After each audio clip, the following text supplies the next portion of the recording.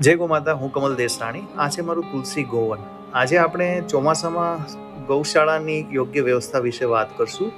આ વિડીયો જરૂરી છે કારણ કે આખા વર્ષમાં ચોમાસું જ એવું છે કે ભાઈ ગૌ માતા વધારે બીમાર પડે છે.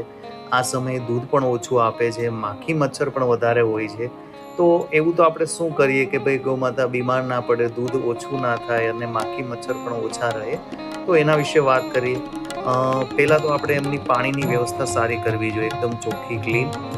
લગભગ બધી જગ્યાએ અવેડા મોટા જે ખુલ્લા હોય છે એને ઢાંકવા જોઈએ. મચ્છર ના થાય એ જોવું જોઈએ, અને જે અંદર શેવાળ છે, જીવાત છે, એને દૂર કરવી જોઈએ. અને 8 દિવસમાં 2 વાર સફાઈ કરીને એને ચૂનો લગાવવો જોઈએ. અને બીજી વસ્તુ છે ગમાણ. ગમાણ વસ્તુ એવી છે કે એને રેગ્યુલર રોજે રોજ સાફ સફાઈ કરવી જોઈએ, કારણ કે ચોમાસામાં આપણે જે એને લીલું ઘાસ આપીએ છીએ એના ઉપર વરસાદ આવવાથી ભીનું હોય છે અને ભેજવાળું વાતાવરણ હોય છે. તો 1 થી 2 દિવસ ઘાસ પડ્યું રહેવાથી એની નીચે ફૂગ થાય છે અને જીવાત થાય છે, અને એ ખાવાથીને પણ ગૌ માતા વધારે બીમાર પડે છે. તો રોજે રોજ ગમાણ સાફ કરીને અને 10 દિવસે બીજું ગૌ માતાનું જે દાણ છે એ પણ એક સારી જગ્યાએથી સારું લાવવું જોઈએ.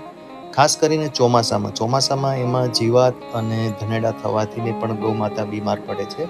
તો એનું પણ આપણે ધ્યાન રાખવું જોઈએ. અને મેઇન વસ્તુ એ છે કે નીચે કોરું હોવું જોઈએ, જે ગૌ માતાને બેસવાની જગ્યા અને જ્યાં ગૌ માતા ઊભી રહે છે.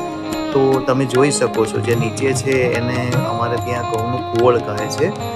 જે ઘઉં લીધા પછી એનું જે વેસ્ટેજ વધે છે એમાંથી એ બને છે. તો અમે આખા વર્ષનો એને સ્ટોક રાખીએ છીએ, અને ખાસ કરીને એમાં ચોમાસામાં વધારે એનો ઉપયોગ હોય છે. એક તો ગૌ માતાને આરામ મળે છે, એને આંચળના પણ પ્રોબ્લેમ નથી થતા. ઘણીવાર એવું હોય છે કે કિચડ અને જે ચોમાસાનો માહોલ છે ત્યાં જે આપણે નીચે એકદમ આરસીસી પાકું હોય છે, તો ત્યાં બેક્ટેરિયા થવાથી આંચળના પ્રોબ્લેમ થાય છે, અને છેલ્લે તો આંચળ પણ જતો રહે છે. તો આનાથી બહુ બધો ફાયદો થાય છે અને એકદમ ક્લીન રહે છે, માખી મચ્છર પણ ઓછા રહે છે.